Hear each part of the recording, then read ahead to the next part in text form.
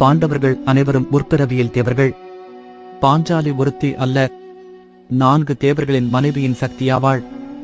யமனின் மனைவி சியாமளா, வாயுவின் மனைவி பாரதி, இந்திரனின் மனைவி சசி, 2 அசுவினி குமாரர்களின் மனைவி உஷா ஆகியோரின் சக்தி ஆவாள்.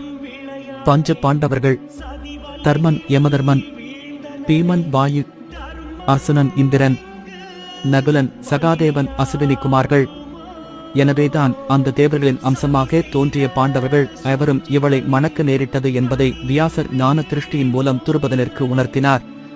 துருபதனும் திரௌபதியின் பிறப்பு ரகசியம் அறிந்து ஒப்புக்கொண்டு திருமணம் நடந்தேறியது.